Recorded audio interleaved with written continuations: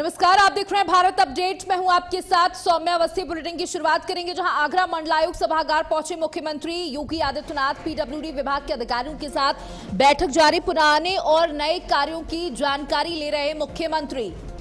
कानून व्यवस्था को लेकर भी करेंगे बैठक। जनप्रतिनिधि भी बैठक में शामिल। विधायकों से भी नए कार्यों को लेकर हो रही चर्चा। कानून व्यवस्था को लेकर अधिकारियों के साथ बैठक जारी। बैठक के बाद आगरा से लखनऊ के लिए होंगे रवाना। तो देखिए, मुख्यमंत्री आगरा पहुंच चुके हैं। ताजनगरी आगरा में इस समय मुख्यमंत्री योगी आदित्यनाथ मौजूद हैं और कानून व्यवस्था को लेकर बैठक ले रहे हैं। मंडलायुक्त सभागार पहुंचे हैं। पीडब्ल्यूडी विभाग के अधिकारियों के साथ बैठक जारी है। पुराने और नए कार्यों की जानकारी ले रहे हैं मुख्यमंत्री योगी आदित्यनाथ। बता दें, कानून व्यवस्था को लेकर भी बैठक करेंगे। साथ ही जनप्रतिनिधियों के साथ भी संवाद स्थापित करेंगे। जनप्रतिनिधि भी इस बैठक में शामिल। विधायकों से नए कार्यों को लेकर चर्चा हो रही है। तो देखिए, आगरा का ये मुख्यमंत्री का दौरा काफी अहम माना जा रहा है, जहां कानून व्यवस्था को लेकर ये बैठक चल रही है, जिसमें तमाम वरिष्ठ अधिकारी मौजूद हैं। साथ ही पीडब्ल्यूडी के अधिकारी मौजूद है कि कहां तक डेवलपमेंट आगरा का पहुंचा है, किस काम में देरी हो रही है और कौन सा काम पूरा हो चुका है या होने वाला है।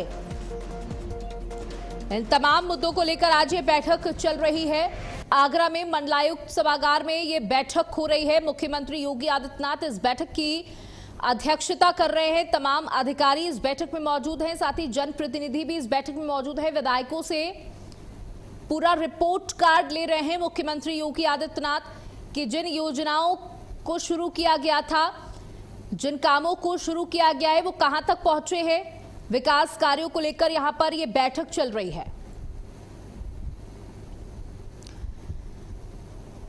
तो बता दें कि मुख्यमंत्री योगी आदित्यनाथ ताजनगरी आगरा पहुंचे हैं और मंडलायुक्त सभागार में यह बैठक होनी है। सुबह से ही आपको लगातार इस बात की जानकारी दे रहे हैं और हमारे साथ हमारे सहयोगी कपिल जुड़ चुके हैं। कपिल, देखिए, मंडलायुक्त सभागार पहुंच चुके हैं मुख्यमंत्री योगी आदित्यनाथ।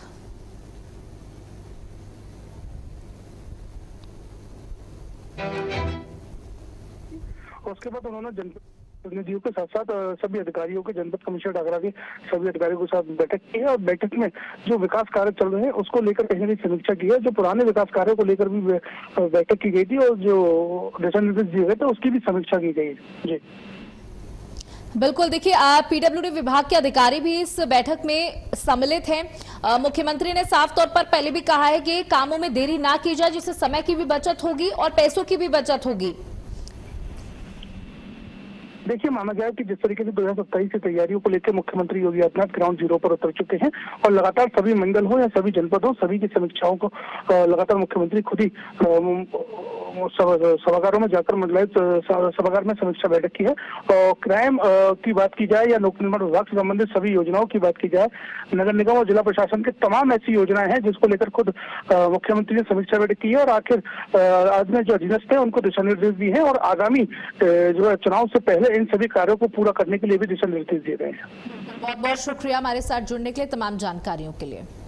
चलिए आगे बढ़ते हैं। जो अयोध्या में राम मंदिर चढ़ावा चोरी मामले में पुलिस की बड़ी कार्रवाई सामने आई है। 8 आरोपियों के खिलाफ जांच तेज करते हुए पुलिस टीमों ने आज सुबह एक साथ सभी के घरों पर दबिश दी है। इस दौरान अनुकल्प मिश्रा, अवनीश शुक्ला, मनीष यादव, टिन्नू यादव और रमाशंकर मिश्रा समेत अन्य आरोपियों के आवासों पर तलाशी ली गई है। पुलिस ने घर वालों से पूछताछ की है और पड़ोसियों से भी जानकारी जुटाई जा रही है। साथ ही स्थानीय लोगों को बयान और साक्ष्य देने का अवसर भी दिया गया है। कार्रवाई के दौरान घरों के बाहर भारी पुलिस बल की तैनाती रही ताकि जांच में कोई बाधा न आ सके। गौरतलब है कि इस मामले में गुरुवार को एफआईआर दर्ज की गई थी और शुक्रवार को सभी 8 आरोपियों को न्यायिक अभिरक्षा में जेल भेज दिया गया था। अब पुलिस मामले की विवेचना और साक्ष्य जुटाने में तेजी से जुटी हुई है।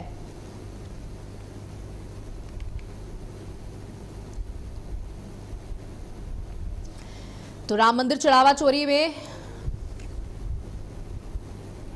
नहीं, रहन सहन बहुत ही एकदम साधारण, बहुत सिंपल रहा है। बहुत सीधे आदमी हैं इनके पिताजी, इनकी मम्मी और सब लोग बहुत हैं। वो भी जो अनुपम मिश्रा हैं वो भी बहुत, जब भी मिलते थे तो एज ए हम बड़े हैं, हमको सम्मान देते थे। सब कुछ सही है एकदम, कोई इसमें गड़बड़ी नहीं है। मतलब सब ठीक है। वो मतलब उनका व्यवहार बहुत अच्छा है। अब उसके बारे में तो हम क्या बता सकते हैं भाई, उसके बारे में तो सब पूरा काम पर सब लोग करते हैं। अब कहाँ से इनका दिमाग कैसे क्या हुआ वो जाने, उनका काम जाने, उसके बारे में हमको जांच किए, बक्सा और अलमारी ये सब देखे, कपड़ा पड़ा सब रहा, सब खोल के देख के जांच करके चले गए। अब एक साइन कराए हैं कि हमारे यहाँ जांच आई, नहीं कुछ नहीं मिला। अब मिला कुछ नहीं कि निर्माण ना विभाग के पहले से कर था, मंदिर के पहले से कर था। अयोध्या में श्री राम जन्मभूमि मंदिर के दान पात्र की धनराशि में कथित गबन मामले की जांच तेज हो चुकी है। एफआईआर दर्ज होने और आरोपियों की गिरफ्तारी के बाद अब अयोध्या पुलिस उनके परिजनों से पूछताछ कर रही है। जांच के दौरान जिन लोगों के नाम सामने आए हैं उनसे भी पुलिस लगातार जानकारी जुटा रही है। इसी क्रम में नामजद आरोपी लवकुश मिश्रा के गांव भी पुलिस टीम पहुंची। मौके पर पुलिस ने लवकुश मिश्रा के परिजनों से पूछताछ की और मामले से जुड़े तथ्यों की जानकारी जुटाई। पुलिस का कहना है कि साक्ष्यों के आधार पर जांच आगे बढ़ाई जा रही है और मामले से जुड़े हर पहलू की गहनता से पड़ताल की जा रही है।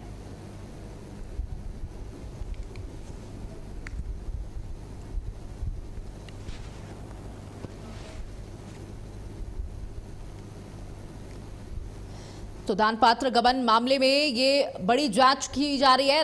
आरोपी लवकुश के गांव पहुंची है पुलिस की टीम। एक साथ 8 आरोपियों के घर पर दबिश दी गई है। वहीं रायबरेली जिला कारागार परिसर में स्वतंत्रता संग्राम सेनानियों की स्मृति में बने स्मारक का लोकार्पण किया गया। उत्तर प्रदेश के महानिदेशक कारागार प्रशासन एवं सुधार सेवाएं पीसी मीणा ने दीप प्रज्वलित कर स्मारक का उद्घाटन किया। स्मारक पर जिले के 359 स्वतंत्रता संग्राम सेनानियों के नाम अंकित किए गए, जिन्होंने देश की आजादी के लिए अपना सर्वोच्च बलिदान दिया। महानिदेशक ने शहीदों को श्रद्धांजलि अर्पित करते हुए कहा कि उनका त्याग आने वाली पीढ़ियों के लिए हमेशा प्रेरणा का स्रोत रहेगा। कार्यक्रम में पुलिस अधीक्षक रवि कुमार और जेल अधीक्षक प्रभात सिंह ने महानिदेशक का स्वागत किया। इस अवसर पर कारागार विभाग के अधिकारी, कर्मचारी और कई गणमान्य लोग मौजूद रहे। सबसे पहले तो मैं जनरल रायबरेली के सभी संग्राम सेनानियों को नमन करता हूं, जिन्होंने देश के लिए अपनी जान न्यौछावर की। और एक ये बहुत ही पुण्य कार्य हमारे जिला अधीक्षक साहब ने किया, तो उनकी याद में एक स्मारक बनाया गया और ये हमारी भावी पीढ़ियों के लिए एक प्रेरणा का स्रोत होगा और देशभक्ति के बारे में उनको जानकारी होगी। मैं इस अवसर पर जेल प्रशासन को बहुत बहुत बधाई देता हूँ कि उन्होंने कार्य करा। वहीं पीलीभीत के चर्चित कपड़ा व्यापारी पप्पू गुप्ता हत्याकांड में पुलिस ने बड़ी कार्रवाई की है। पुलिस मुठभेड़ में मामले का मुख्य आरोपी और कथित सुपारी किलर शिवा मारा गया है, जबकि उसका एक साथी मौके से फरार बताया जा रहा है। एनकाउंटर के बाद मृतक पप्पू गुप्ता की पत्नी अनीता और बेटे श्यामू गुप्ता ने पीलीभीत पुलिस और मुख्यमंत्री योगी आदित्यनाथ का धन्यवाद किया। उन्होंने कहा कि बाकी आरोपियों के खिलाफ भी सख्त कार्रवाई होनी चाहिए ताकि भविष्य में ऐसी घटनाएं ना हो। परिजनों ने यह भी कहा कि हत्या के बाद अधिकारियों ने कई आश्वासन दिए थे, लेकिन 1 महीने बाद भी कुछ वादे पूरे नहीं हुए। वहीं पुलिस फरार आरोपियों की तलाश में जुटी हुई है।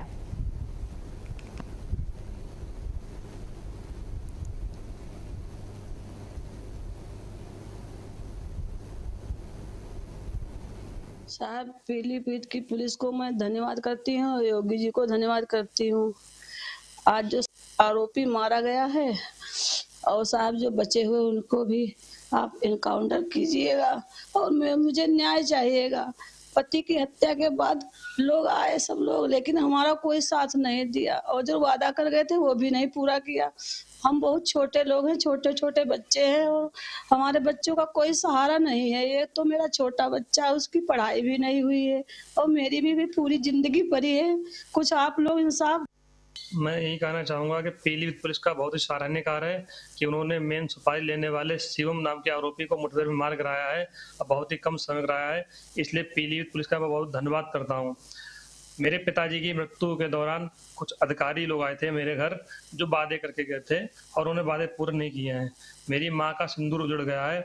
मैं नहीं चाहूँगा कि समाज में किसी और बहन या माँ का सिंदूर इतनी कम उम्र में उजड़ जाए।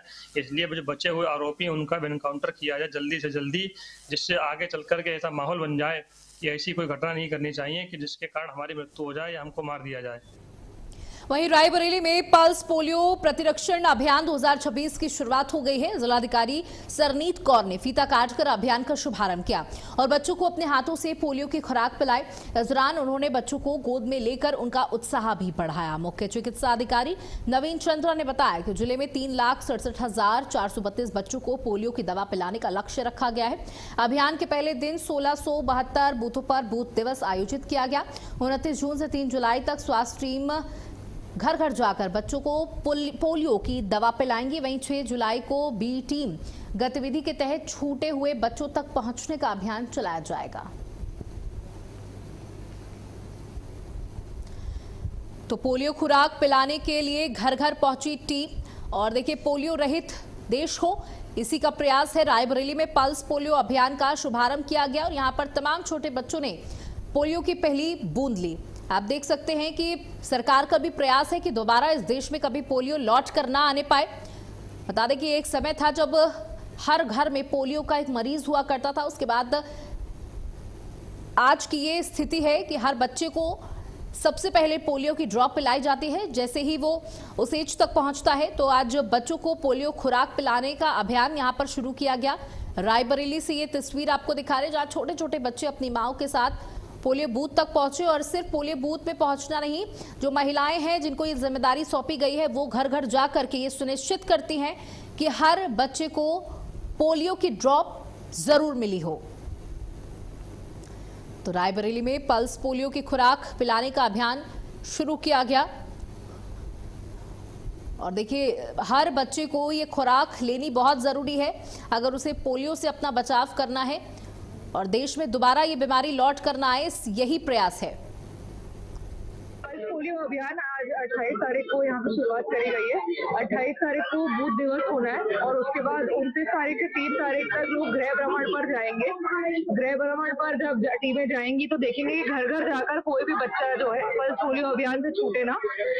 इसके लिए 1600 से अधिक जो हमारे बूथ बनाए गए हैं और 1100 से अधिक टीमें हैं और 3,67,000 बच्चों को हमें कवर करने का टारगेट है। तो यही प्रयास रहेगा कि कोई भी बच्चा छूटे ना। यदि कोई बच्चा छूट भी गया तो उसके बाद बी टीम जाएगी बाद में, उसके बाद वो बी टीम जाके बाकी बच्चों को कवर करेगी।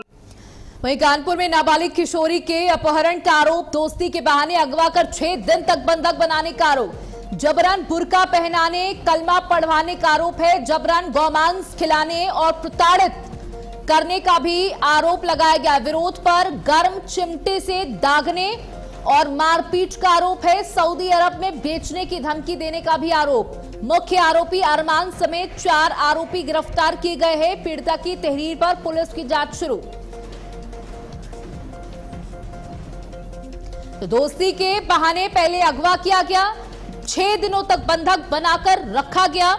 जबरन बुर्का पहनाने, कलमा पढ़वाने का आरोप है। साथ ही जबरन गौमांस खिलाने, प्रताड़ित करने का भी आरोप लगाया गया है।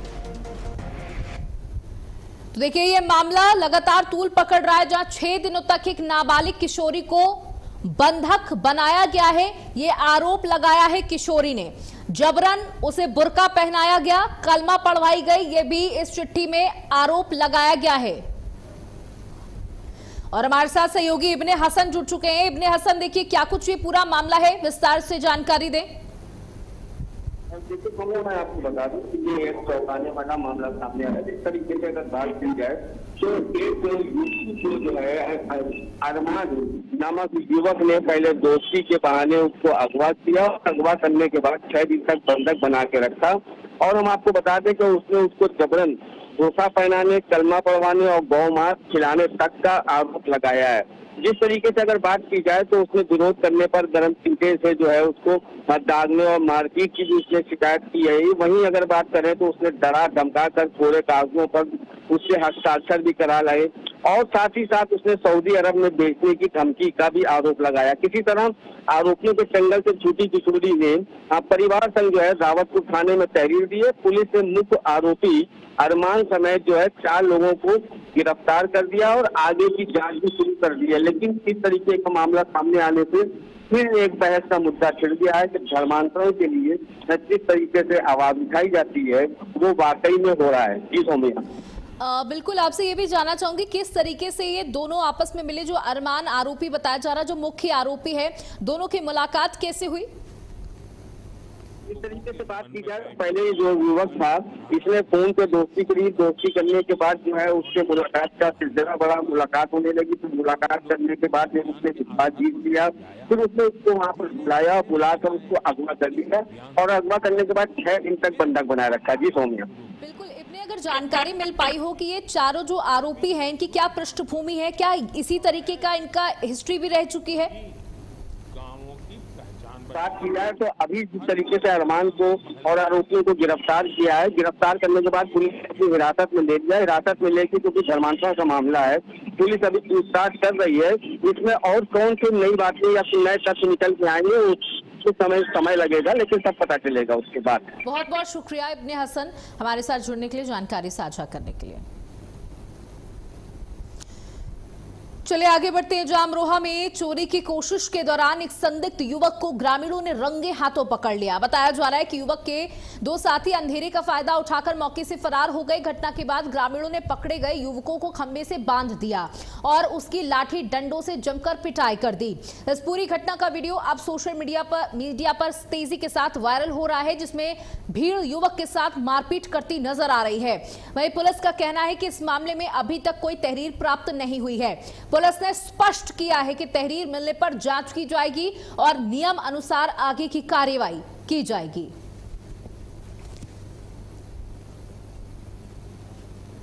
तो अमरोहा में चोरी के दौरान पकड़ा गया ये युवक, अमरोहा से ये तस्वीरें सामने आई जहां ग्रामीणों ने संदिग्ध चोर को खंबे से बांधकर जमकर पीटा।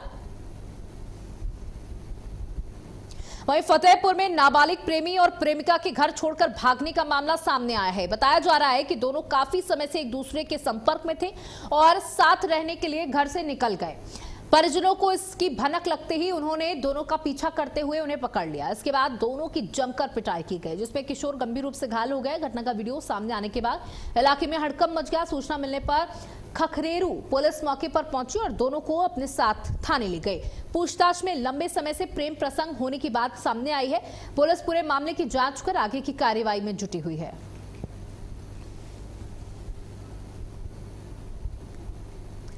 वहीं कानपुर में मामूली विवाद के बाद एक युवक के खुलेआम असलहा लहराने का मामला सामने आया है। आरोप है कि युवक ने घर के सामने रहने वाले व्यक्ति की कनपट्टी पर असलहा सटाकर जान से मारने की धमकी दी।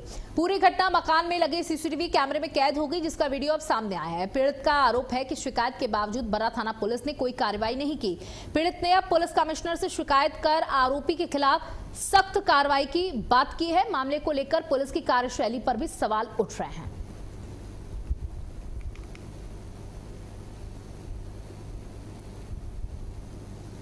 महराजगंज पुलिस अपराधियों और वारंटियों के खिलाफ लगातार कार्रवाई कर रही है। इसी अभियान के तहत थाना चौकी पुलिस ने आबकारी अधिनियम के एक मामले में लंबे समय से वांछित वारंटी अभियुक्त को गिरफ्तार किया।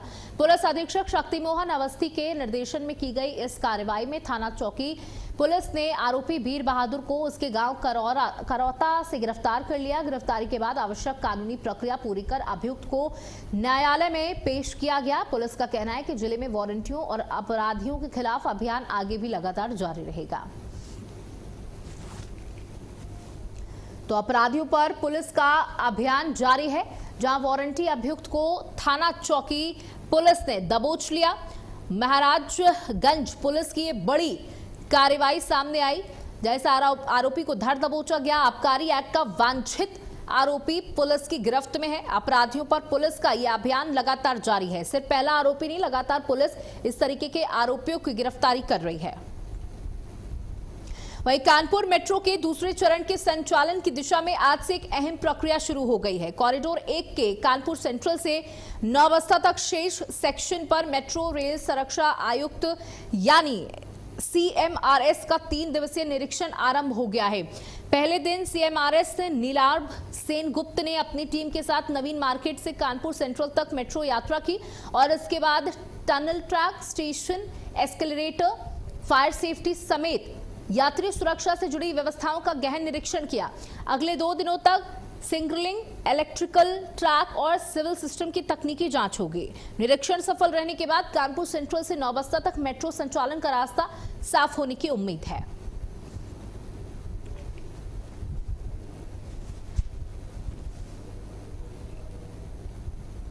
वहीं बिजनौर में फैक्ट्री के पानी के टैंक में संदिग्ध परिस्थितियों में शव मिलने से हड़कंप मच गया। वहीं मामले में परिजनों ने हत्या की आशंका जताई है, जहां फिलहाल मामले की जानकारी मिलने के बाद मौके पर पहुंची पुलिस ने शव को कब्जे में लेकर पोस्टमार्टम के लिए भेज दिया है। तो फैक्ट्री में टैंक में शव मिला है। बिजनौर से ये खबर सामने आई, जहां संदिग्ध परिस्थितियों में टैंक में शव मिलने से हड़कंप मच गया। परिजनों ने हत्या की आशंका जताई है। परिजनों का कहना है कि इस तरीके से मौत नहीं हो सकती, ये हत्या है। फैक्ट्री में टैंक में भी शव मिला। आज दिनांक 27 जून 2026 को सुबह करीब 9 बजे थाना चांदपुर को सूचना प्राप्त हुई कि गौरव नाम व्यक्ति जो कि बिलाल के रहने वाले थे, जिनकी उम्र 35 वर्ष थी, यह नूरपुर रोड पर स्थित सरिया फैक्ट्री पर लोडर चलाते समय पानी के टैंक में गिर जाने की वजह से इनकी दुखद मृत्यु हो गई है। इस सूचना पर तत्काल थाना पुलिस फील्ड में मौके पहुंची तथा घटना का निरीक्षण किया गया। शव पर कोई भी जाहिर चोट निशान नहीं पाए गए। शव का पंचायतनामा खड़ा करके मृत्यु का सही कारण जानने के लिए पोस्टमार्टम में जिला अस्पताल मुझे भेज दिया गया है। मौके पर कानून व्यवस्था स्थिति सामान्य है। शेष अन्य विधिक कार्रवाई प्रचलित है। कानपुर में मंदिर के पुजारी पर हमले के बाद फरार चल रहे हिस्ट्री शीटर अजय ठाकुर को पुलिस ने गिरफ्तार कर लिया। रावतपुर थाना पुलिस और सर्विलांस सेल की संयुक्त कार्रवाई में आरोपी को रतनलाल नगर स्थित एक धुलाई सेंटर से दबोच लिया गया। पुलिस के मुताबिक अजय ठाकुर पर 2 दर्जन से अधिक गंभीर मुकदमे दर्ज हैं और वह सोशल मीडिया पर वीडियो जारी कर पुलिस को चुनौती दे रहा था। गिरफ्तारी के दौरान मौके पर बड़ी संख्या में लोग जुट गए और कई राहगीरों ने इसका वीडियो बना लिया, जो अब सोशल मीडिया पर वायरल हो रहा है। पुलिस आरोपी से पूछताछ कर आगे की कानूनी कार्रवाई कर रही है।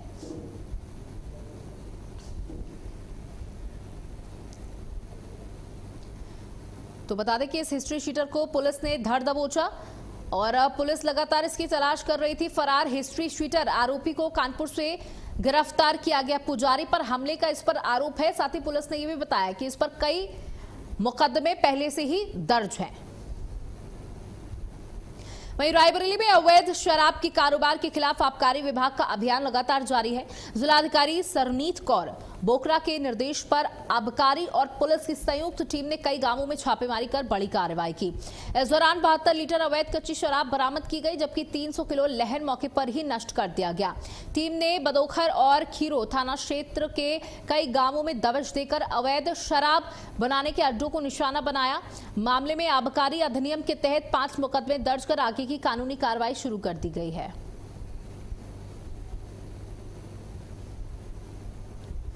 आगरा में ताजमहल के साउथ गेट पर स्थित 2 एम्पोरियम संचालकों के बीच पर्यटकों को लेकर विवाद अब पुलिस तक पहुंच गया है। पहले एक पक्ष ने मारपीट, रंगदारी और जनता को धमकाया और जान से मारने की धमकी का मुकदमा दर्ज कराया था। वहीं 18 दिन बाद दूसरे पक्ष की तहरीर पर भी 3 लोगों के खिलाफ केस दर्ज किया गया। दोनों पक्ष एक दूसरे पर मारपीट और धमकी देने का आरोप लगा रहे। घटना से जुड़ी सीसीटीवी फुटेज पुलिस के कब्जे में है। पुलिस सभी साक्ष्यों और दोनों पक्षों के आरोपों की जांच कर आगे की कानूनी कार्रवाई में जुटी हुई है।